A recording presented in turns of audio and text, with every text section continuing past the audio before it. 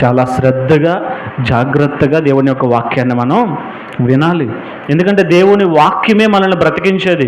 ఆ వాక్యము మనం వెనుక కష్టపడి దేవుని సన్నిధికి వచ్చి దేవుని సన్నిధిలో కూర్చొని పాటలు పాడి ఆరాధన చేసి వాక్యము వచ్చే సమయానికి మనం నిర్లక్ష్యంగా ఉన్నామనుకోండి, ఏదో ఆలోచనలో ఉన్నామనుకోండి, మనం ఎందుకు వచ్చాం, ఎందుకు వెళ్ళాం, ప్రయోజనం లేదు.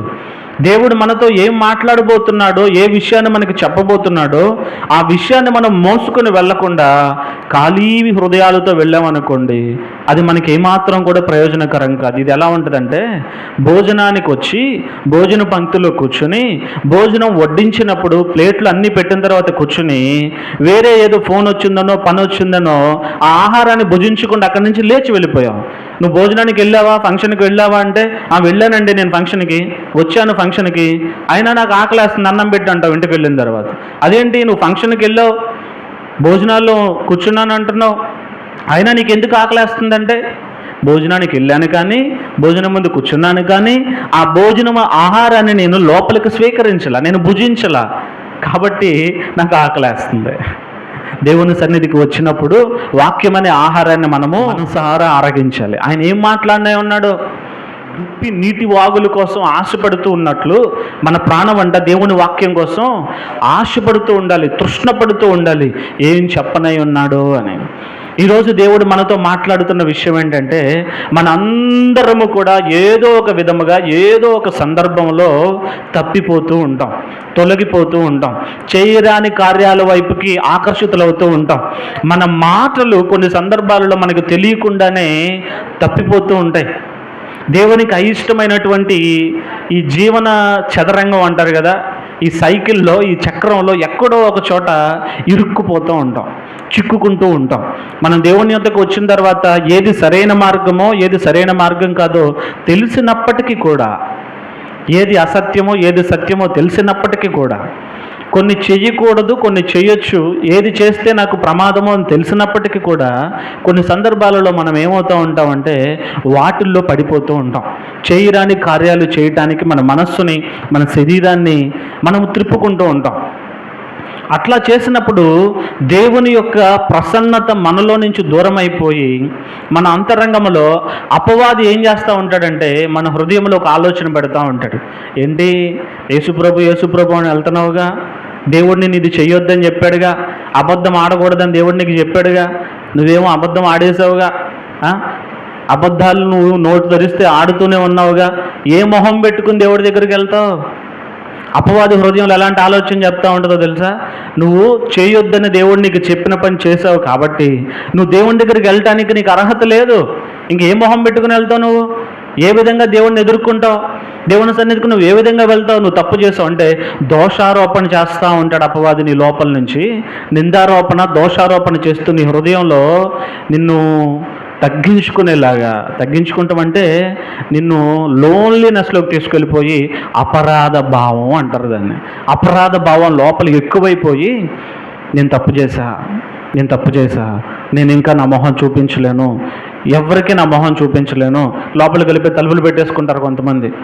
నా ఫేస్ నేను వాళ్ళని చూపించలేను, వాళ్ళని నేను ఎదుర్కోలేను, నా ముఖం చూపించలేను. ఈ అపరాధ భావం మనలో కలుగుతూ ఉంటుంది. కానీ దేవుడు మనల్ని క్షమించేవాడుగా ఉన్నాడు. హల్లెలూయా. మనం గుర్తుపెట్టుకోవాల్సింది, కావాలని మనం ఏ తప్పు చేయకూడదు, కావాలని ఏ పాపము జోలికి మనం వెళ్ళకూడదు. పొరపాటున కొన్ని పరిస్థితులను బట్టి మనం తొలగిపోయే స్థితిలోనికి వెళ్ళినా దేవుడు మనకిచ్చిన గొప్ప ఆయుధం ఏంటంటే దాని నుంచి మనం సరి చేసుకోవటానికి, దాని నుంచి మనం బయటకు రావటానికి దేవుడు మనకిచ్చిన ఆయుధమే ప్రార్థన. హల్లెలూయా.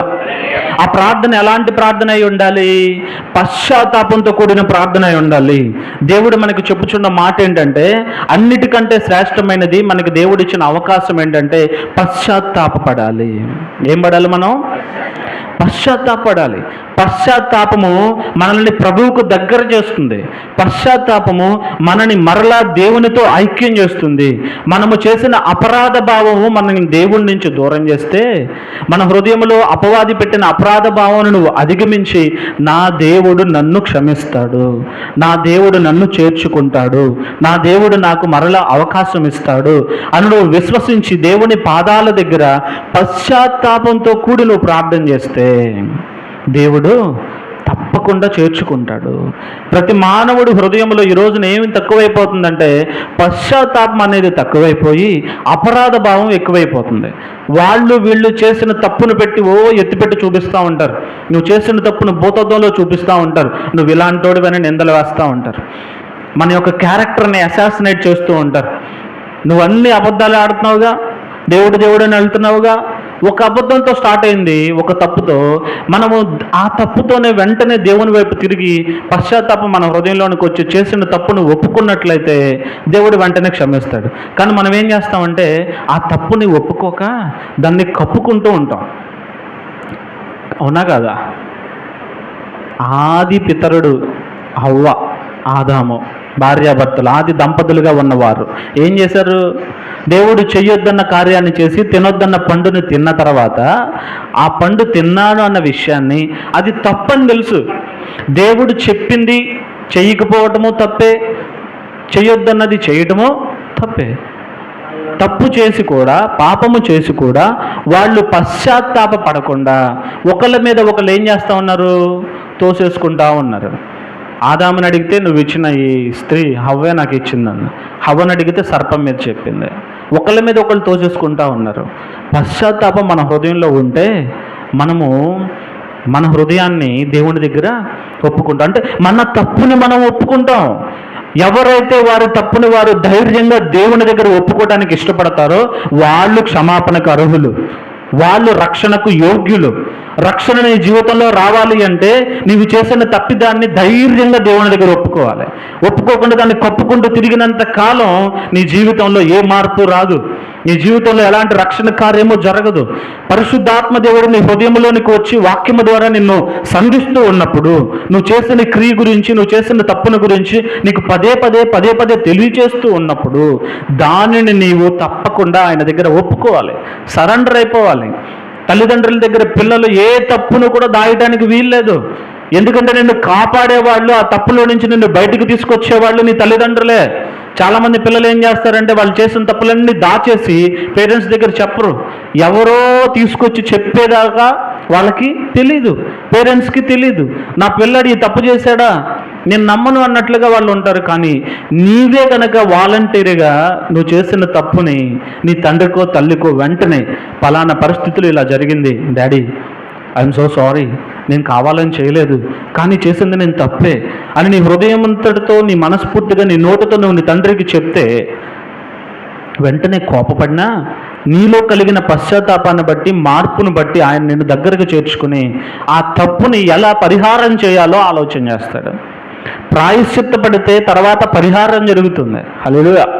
మనం ప్రాయశ్చిత్తం చేయడానికి, పశ్చాత్తాపడకుండా పరిహారం చేయడానికి మనల్ని మనం సిద్ధపరచుకోకుండా మన తప్పులను మనం దాచేసుకుంటా ఉన్నాం అనుకోండి, అది ఎలాంటి తప్పైనా సరే, నేను చెప్తున్నాను, ఈ మాటలు వింటున్న మీరు దేవుని దగ్గరకు వచ్చి దయచేసి మీరు ఒప్పుకోండి.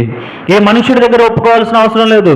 మనుషుల దగ్గర మీ తప్పులు మీరు ఒప్పుకున్నారనుకోండి, దాన్ని రికార్డ్ చేసో వీడియో తీసో బ్లాక్మెయిల్ చేస్తాడేమో. కానీ దేవుని దగ్గర నీ తప్పును నువ్వు ఒప్పుకుంటే ఆయన దానిని క్షమిస్తాడు.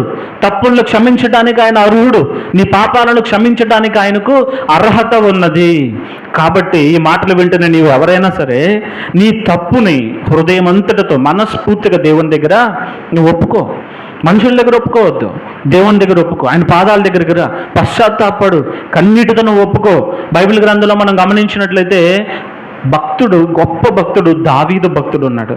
మీకు తెలుసు దావీదు ఎలాంటి రాజో, దేవునికి హృదయానుసారుడుగా ఉన్నవాడు దావీదు. అలాంటి దావీదు ఒకానొక సందర్భములో చేయరాని కార్యాన్ని చేశాడు.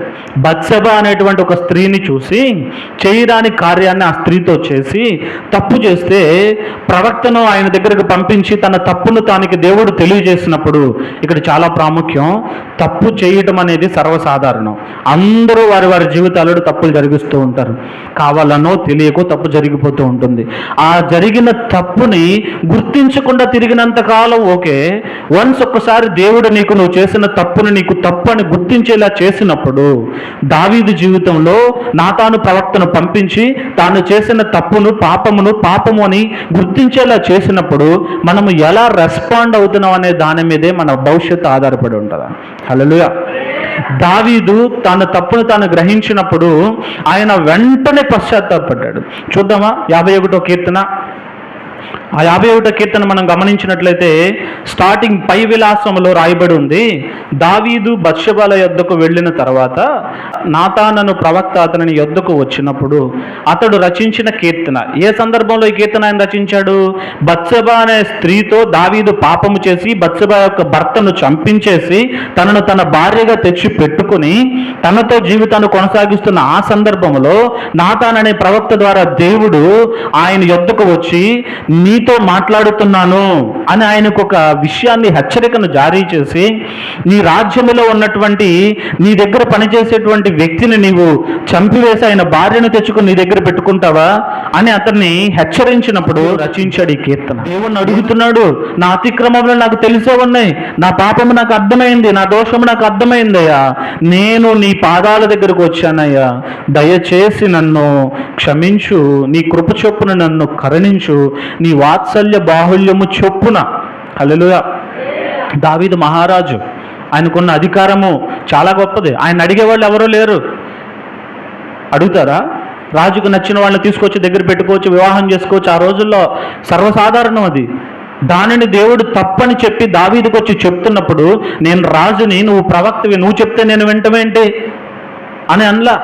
నేను ఇలా చేశానని ఆయన ఒప్పుకోవటానికి ఇష్టపడ్డాడు. కానీ నాతానుతో బొంకలా, నేనెక్కడ చేశాను, ఏం మాట్లాడుతున్నావు నువ్వు చూసావా నేను చేయడం అని నాతానుతో ఎదురు వాదించలా. చాలా సందర్భాల్లో మనం చేసిన తప్పును ఒప్పుకోక దానిని కప్పుకోవటానికి మనం చేసిన తప్పును ఒప్పుకోకుండా వేరే వేరే మాటలు మాట్లాడుతూ వాళ్ళతో వాదాలు పెట్టుకుని, గొడవలు పెట్టుకుని, వాళ్ళతో మాట్లాడకుండా దూరంగా వెళ్ళిపోతాం. జాగ్రత్తగా, సమాజం ఎలా మారిపోయిందో మీరు జాగ్రత్తగా ఉండాలి. ఈ రోజున సమాజం ఎలా అయిపోయిందంటే భార్యాభర్తల బంధానికి విలువ లేదు. ఈ రోజున భార్యాభర్త వివాహ బంధం అనేది ఏంటో తెలుసా? ఒకరితో ఒకరు చేసే ఒప్పందం అది. దేవుడు అందుకే అన్ని విషయాల్లో వివాహాన్ని ఘనమైన దానిగా ఎంచాడు. అన్ని విషయాల్లో ఘనమైన ఆ వివాహాన్ని నువ్వు ప్రమాణం చేసి, నీ భార్యకో నీ భర్తకు నువ్వు చేసిన ప్రమాణాన్ని నువ్వు అంతవరకు కాపాడుకోవాలి. నీకు భార్యగా ఒక వ్యక్తిని, భర్తగా ఒక వ్యక్తిని దేవుడు ఏర్పాటు చేసినప్పుడు వారితోనే నీ జీవితం కొనసాగాలి. వారిని కాదని వేరొక స్త్రీనో వేరొక పురుషునో నువ్వు నీ జీవితంలోనికి ఆహ్వానించినట్లయితే అది నీకు నష్టాన్ని తీసుకొస్తుంది. నువ్వు స్వలాభం కోసమో, నీ సొంత సుఖము కోసమో, ఏదో ధనం వస్తుందనో, ఇంకొకటి వస్తుందనో, ఆస్తి వస్తుందనో, దేనికోసమో నువ్వు చేయరాని కార్యాన్ని చేసినట్లయితే దేవుడు చూస్తూ ఊరుకోడు. హల్లెలూయా. అదేమవుతుందో తెలుసా? నీ బిడ్డలకి శాపంగా మారుతుంది. ఇప్పుడు నువ్వు చేసేది, నా బిడ్డలకి భవిష్యత్తు వస్తుంది, వాళ్ళ కోసం నేను ధనాన్ని, బంగారాన్ని సమకూరుస్తున్నాను, ఆస్తులు సమకూరుస్తున్నాను, నేను ఇది చేయటం వల్ల వెలకట్టలేని ఆస్తి నాకు వస్తుంది, అది నా బిడ్డ అనుభవిస్తాడని నువ్వు అనుకుంటున్నావేమో. జాగ్రత్త. ఆస్తితో పాటుగా వాళ్ళకి అనారోగ్యాలు వస్తాయి, బ్రతుకుండాలిగా వాళ్ళు. నువ్వు చేసిన దౌర్భాగ్యపు స్థితికి, దావీదు చేసిన దౌర్భాగ్యపు స్థితికి ఆయన కుటుంబంలో 4 చనిపోయారు. తెలుసా మీకు? ఒక వ్యక్తిని చంపి తన భార్యను తెచ్చిపెట్టుకున్నందుకు ఆయన కుటుంబంలో 4 చనిపోయారు. చేసిన క్రియకు ప్రతిఫలం అనుభవించక తప్పదు. ఏది విత్తితే అది కోయక తప్పదు. మంచిని విత్తితే మంచిని కోస్తావు, చెడుని విత్తితే చెడుని కోస్తావు. నువ్వు చేసిన ఈ క్రియ నీ బిడ్డల మీద పడుతుంది. నువ్వు కష్టపడి చేసేదంతా దేనికోసం? బిడ్డల భవిష్యత్తు కోసమని నీ ఆలోచన కదా. నువ్వు నీతిగా, యథార్థంగా నీ బిడ్డలకి ఒక 10 రూపాయలు ఇవ్వు. హల్లెలూయా. వాళ్ళు ఆరోగ్యంగా ఉంటారు, వాళ్ళ భవిష్యత్తును దేవుడు తీర్చిదిద్దుతాడు. నువ్వు అతి తెలివితేటలకు పోయి అన్యాయంగా చేసి అక్రమ సంబంధాలు పెట్టుకుని అక్రమమైన కార్యాలు జరిగించి నీ బిడ్డలకు ఏదో సంపాదించానని అనుకోవద్దు దయచేసి. అట్లా వెళ్తే చివరికి మిగిలేది ఏంటంటే అక్రమమే. అక్రమం వచ్చినప్పుడు ఆరోగ్యాలు ఉండవు, అనారోగ్యాలు, అకాల మరణాలు. అనుకోకుండా ఆశ్చర్యకరంగా అద్భుతాలు చేసే దేవుడే నువ్వు చేసిన క్రియను బట్టి, నీ హృదయంలో ఉన్నటువంటి పాపాన్ని బట్టి, నువ్వు చేసిన తప్పును బట్టి నీ యొక్క ఆయుష్ని తగ్గించేస్తాడు, నీ బిడ్డల ఆయుష్ని తగ్గించి వేస్తాడు. దయచేసి మాటలు వింటున్న వారు జాగ్రత్త. మీరు ఉన్న స్థితి ఏంటో మీకు తెలుసు, నాకు తెలియదు, కానీ దేవునికి తెలుసు. ఆయన హెచ్చరిస్తూ ఉన్నాడు. దయచేసి అలాంటి స్థితిలో మీరు ఉన్నట్లయితే వెనుకకు రండి, చాలా జాగ్రత్తగా ఉండాలి. దావీదు ఇక్కడ పశ్చాత్తాపడుతున్నాడు. తెలుసో తెలియకో తప్పు జరిగిందండి, తెలుసో తెలియకో తప్పు జరిగింది. జరిగిన తర్వాత ఆ తప్పును నీవు దేవుని దగ్గర ఒప్పుకుంటే దావీదు చేస్తున్న శ్రేష్టమైన పని ఏంటంటే తన తప్పిదాన్ని తాను దేవుని పాదాల దగ్గర ఒప్పుకుని పశ్చాత్తాపడి ఆయన ప్రార్థన చేస్తున్నాడు దేవుడి దగ్గర. దావీదు, నీకు విరోధంగా నేను పాపం చేశానయ్యా, దయచేసి నన్ను క్షమించయ్యా అని అడుగుతూ 10వ వచనంలో అంటున్నాడు చూడండి, 51వ కీర్తన 10వ వచనంలో, హృదయమంతటితో ఆయన పాపాన్నంతా కూడా దేవుడి దగ్గర ఒప్పుకొని, ఆ పై వచనంలో మీరు చూడండి స్పష్టంగా ఆయన చెప్తూ ఉన్నాడు, నేను పాపంలో పుట్టాను, పాపంలోనే నా తల్లి నన్ను గర్భం ధరించిందయ్యా, నా బ్రతికే అంతా పాపంలో కొనసాగిందయ్యా, నువ్వు సత్యాన్ని నాకు తెలియజేసినప్పుడు, యథార్థమైన జీవితాన్ని నాకు తెలియజేసినప్పుడు నేను ఆ యథార్థతలో నుంచి తొలగిపోయానయ్యా, తప్పిపోయానయ్యా, కాబట్టి నా యందు శుద్ధ హృదయాన్ని కలుగజేసి నా అంతరంగంలో స్థిరమైన మనస్సుని మరలా నూతనంగా పుట్టించయ్యా అంటున్నాడు. హల్లెలూయా. ఒకప్పుడు సత్యము తెలుసుకున్నాం, యథార్థత ఏంటో తెలుసుకున్నాం, జీవితాన్ని మార్చుకున్నాం, సక్రమైన మార్గంలోనికి వెళ్ళామని అనుకుని తెలిసి తెలియకుండా తప్పటడుగులు వేసి తప్పులో పడిపోతే దయచేసి మీరు అక్కడే ఉండొద్దు. క్రైస్తవుడు ఎప్పుడూ కూడా చేసిన తప్పులో నిలిచి ఉండడు. చేసిన తప్పులో అలాగే ఉండిపోయి నేను తప్పిపోయా, నేను పాపంలో ఉన్నా, నా బ్రతిక అయిపోయిందని అక్కడే ఉండడు. మరలా వెంటనే మనసును దేవుని తట్టు తిప్పి పశ్చాత్తాపంతో మరలా నాకు శుద్ధ హృదయాన్ని కలిగించే స్థిరమైన మనస్సును నాలో నూతనంగా పుట్టించయ్యా, నీ సన్నిధిలో నుంచి నన్ను త్రోసివేయొద్దయ్యా. హల్లెలూయా. పశ్చాత్తాపంతో మనం ఆయన అడిగితే, ఇప్పుడు మన బిడ్డలు తప్పు చేసినప్పుడు మన దగ్గరకు వచ్చి, డాడీ తప్పైపోయింది, నన్ను క్షమించు, ఈ ఒక్కసారికి నన్ను క్షమించు, మరొక అవకాశం ఇవ్వు డాడీ, నేను మరలా ఎప్పుడు ఈ తప్పు చేయను అని అడిగితే తండ్రి మనసు ఎలా ఉంటుందండి? క్షమిస్తాడా లేదా? మన బిడ్డలను మనం క్షమించినప్పుడు మన తండ్రి అయిన దేవుడు మనల్ని క్షమించడా? పశ్చాత్తాపం మన హృదయంలో ఉంటే ఆయన తప్పక క్షమిస్తాడు, ఏ తప్పునైనా క్షమిస్తాడు. పడుగులతో మాట్లాడటం కాదు, హృదయం అంతటితో పశ్చాత్తాపంతో ఆయన దగ్గర నువ్వు కన్నీరు కారిస్తే నీది ఎలాంటి లోపమైనా, ఎలాంటి తప్పైనా, అది ఎలాంటి పాపమైనా ఆయన పాదాలను పట్టుకుని పశ్చాత్తాపంతో అడిగినట్లయితే తప్పక ఆయన నిన్ను క్షమిస్తాడు, చేర్చుకుంటాడు. కాబట్టి మాటలు వింటున్న వారు మనము ఆయన పాదాల దగ్గరకు వచ్చి పశ్చాత్తాపడదాం. అయ్యో నా బ్రతుకు అయిపోయింది, చేయడానికి కార్యం నేను చేశాను, ఇంతటితో నా జీవితం అంతమని, నేను ముఖం ఎలా చూపించాలి అని వెళ్ళిపోయి ప్రాణాలు తీసుకునే ప్రయత్నాలు చేసే వాళ్ళు చాలామంది ఉన్నారు. బైబిల్ గ్రంథంలో కూడా ఒక ఆయన ఉన్నాడు, యేసుక్రీస్తు ప్రభువు శిష్యుల్లో ఒక శిష్యుడు. దేవుడు ఆయనకి డబ్బు సంచి కూడా ఇచ్చేశాడు, ఆయన పక్కనే ఉన్నాడు. చివరికి యేసు ప్రభువును తీసుకువెళ్ళి అమ్మి వేసినటువంటి ఒక శిష్యుడు ఉన్నాడు. చూడండి మత్తయి సువార్త 27వ అధ్యాయం 3వ వచనాన్ని ఒకసారి చూద్దాం. మత్తయి సువార్త 27వ అధ్యాయం 3వ వచనం. ఆయన పశ్చాత్తాపడ్డాడు. ఎప్పుడు? యేసు ప్రభువును తీసుకువెళ్ళి అమ్మివేశాడు. అమ్మివేసిన తర్వాత నిరపరాధి యేసు ప్రభు, ఆయనలో ఏ అపరాధం లేదు, అలాంటి వాడిని నేను అమ్మేశానయ్యా అని పశ్చాత్తాపడి ఆయన తీసుకున్న వెండి నాణాలు పట్టుకుని ఎవరి దగ్గర అయితే వెండి నాణాలు తీసుకున్నారో వాళ్ళ దగ్గరికి వెళ్ళి పశ్చాత్తాపంతో వెండి నాణాల ప్రధాన యాజకుల యొద్దకు తీసుకువెళ్ళి వాళ్ళకి ఇచ్చేద్దామని చూశాడు. తీసేసుకోండి వద్దు అని. దానితో మాకేం పని, తీసేసుకున్నాం, అయిపోయింది, అంతటితో అయిపోయింది అన్నాడు. ఇక్కడ యూదాకి పశ్చాత్తాపం వచ్చింది. ఆ పశ్చాత్తాపాన్ని ఎలా మార్చుకున్నాడంటే అపరాధ భావంగా మార్చుకున్నా. తదుపరి ఏం చేశాడో తెలుసా? 5వ వచనం చూడండి. సరి అయిన సమయంలో నువ్వు పశ్చాత్తాపడిన తర్వాత నీ హృదయాన్ని దేవుని తట్టు తిప్పావా, దేవుడు క్షమించి నీకు మరొక జీవితాన్ని ఇస్తాడు. దావీదు పశ్చాత్తాపడ్డాడు, దేవుని పాదాల దగ్గర పట్టుకున్నాడు, ఆయన హృదయాన్ని దేవుని తట్టు తిప్పాడు, మరొక అవకాశాన్ని ఆయన పొందుకున్నాడు. యూదా తప్పు చేశాడు, పశ్చాత్తాపడ్డాడు, కానీ పశ్చాత్తాపం తర్వాత తీసుకునే నిర్ణయం ఉంటుంది చూడండి, సరైన నిర్ణయం తీసుకోకుండా అపరాధ భావం అధికమైపోయి ఇంక నేను బ్రతికి సాధించేది ఏం లేదు, నా ముఖం నేను ఎవరికి చూపించలేను, తప్పు చేశాను. చాలామంది చేసిన తప్పును బట్టి అంతటితో జీవితాన్ని అంతం చేసుకుందామని చూస్తారు. జాగ్రత్త, నువ్వు ఇక్కడ అంతం చేసుకుంటే నరకానికి పోతావు. తప్పు చేసావు సరే, ఆ తప్పును ఒప్పుకుని దేవుడి దగ్గర పశ్చాత్తాపడితే మరి ఒక అవకాశాన్ని ఇస్తాడు. ఏదైనా బ్రతికి ఉండి సాధించాలి, చచ్చి ఏమి సాధించలేం. ప్రాణాన్ని చాలా తృణప్రాయంగా తీసేసుకుంటున్నారు ఈ రోజున. సూసైడ్ చేసుకుంటాం అంటే ఫ్యాషన్ అయిపోయింది ఈ రోజున. చిన్నపిల్లల దగ్గర నుంచి పెద్దోళ్ళ వరకు అరక్షణం ఎంతసేపు పడుతుంది ఊపి రాగాలంటే ఏదో ఒకటి చేస్తున్నారు, చచ్చిపోదాం అనుకుంటున్నారు. చచ్చి ఏమి సాధిస్తారు? యోధా ఏమి సాధించాడు? యోధా ఇస్కరియోతు ఏమి సాధించాడు చచ్చిపోయి? కానీ దావీదు పశ్చాత్తాపడ్డాడు, దేవుడి దగ్గర ఒప్పుకున్నాడు, సరైన నిర్ణయం తీసుకున్నాడు, దేవునితో కలిసి నడిచాడు, తన తప్పును ఒప్పుకొని పశ్చాత్తాపడి మరలా తప్పు చేయలేదు ఇంకా అన్నాడు. హల్లెలూయా. పశ్చాత్తాపడిన మనము ఒప్పుకున్న దానిని విడిచిపెట్టి మరలా దాని జోలికి వెళ్ళకూడదు.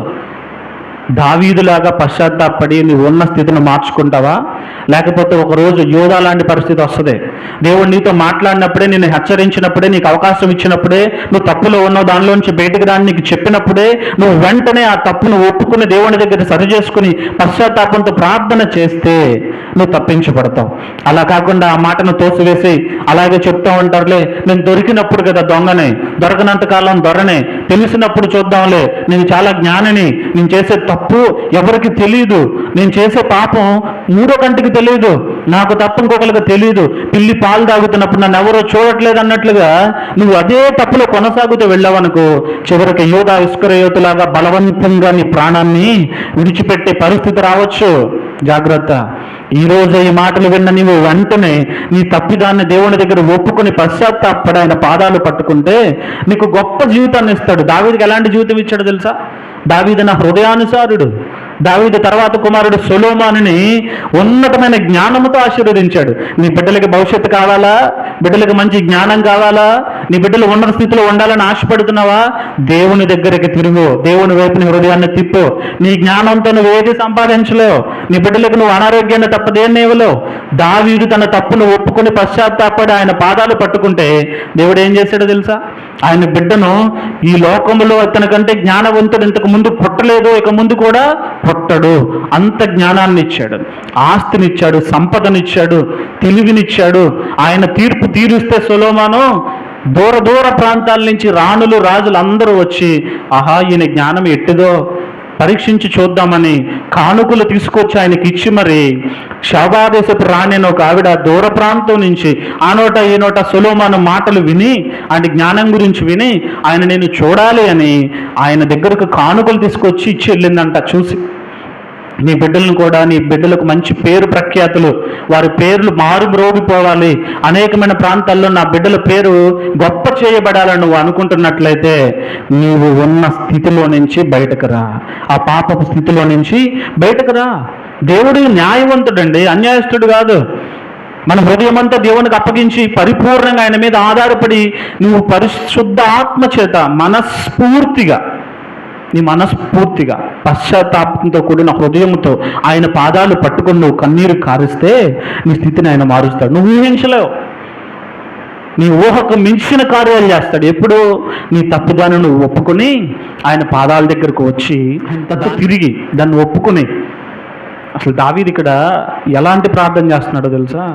12:13 నీ రక్షణ ఆనందము నాకు మరలా పుట్టించుము, సమ్మతి గల మనస్సు కలుగజేసి నన్ను దృఢపరచుము, అప్పుడు అతిక్రమము చేయువారికి హల్లెలూయా, అతిక్రమము చేయువారికి నీ త్రోవలు నేను బోధిస్తా, నేను పోగొట్టుకున్న రక్షణ ఆనందాన్ని మరలా నాకు పుట్టించు.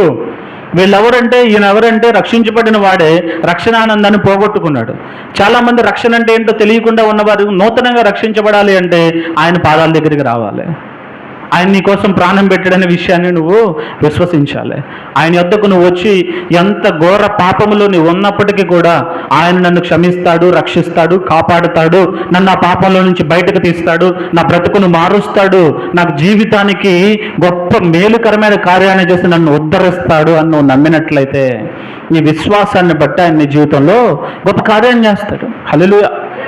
దావీదైతే రక్షణానందం మరలా నాకు పుట్టించమంటున్నాడు. ఒకవేళ నీకు రక్షణానందం లేదు, ఇప్పుడే నువ్వు ఆయన రక్షకుడికి అంగీకరిస్తున్నావా? ఆ రక్షణానందం ఎలా ఉంటుందో నువ్వు అనుభవించాలి. అది మాటలతో వర్ణించేది కాదు, చెప్పేది కాదు. మన హృదయ అంతరంగంలో దేవుని ఆత్మను మనం కలిగి ఉన్నప్పుడు ఎలా ఉంటుందో తెలుసా? పక్కనే ఉండి నడిపిస్తూ ఉంటాడు, ఆలోచన చెప్తూ ఉంటాడు. తప్పు మార్గంలో నువ్వు వెళ్తుంటే నువ్వు అటు వెళ్ళొద్దని డైరెక్షన్ మారుస్తాడు. ఆయన మనతో ఉంటాడు. అయితే మనం ఆయన దగ్గరికి వచ్చి మనము చేసిన తప్పిదములను ఒప్పుకొని పశ్చాత్తాపంతో ప్రార్థన చేయాలి. హల్లెలూయా. ఆయన మన కోసం ప్రాణం పెట్టాడు, అవునా? ప్రతి నెల మనం మొదటి వారము ఆయన యొక్క శరీరాన్ని, రక్తాన్ని మనం సేవిస్తాం. మన కోసం ప్రాణం పెట్టాడు అన్నదానికి గుర్తుగా కదా. మరి ఎలా సేవించాలి? ఆయన రక్తాన్ని, ఆయన శరీరాన్ని మనం ఎలా సేవించాలి? పరిశుద్ధంగా ఉండే మనల్లో మనము ఏం చేయాలి? విమర్శించుకోవాలి. మనల్ని మనమే విమర్శించుకోవాలి. మన హృదయాన్ని ఆయన తట్టు తిప్పి మనం చేసిన తప్పిదాలన్నీ ఒప్పుకొని పశ్చాత్తాపంతో సిద్ధపడదాం.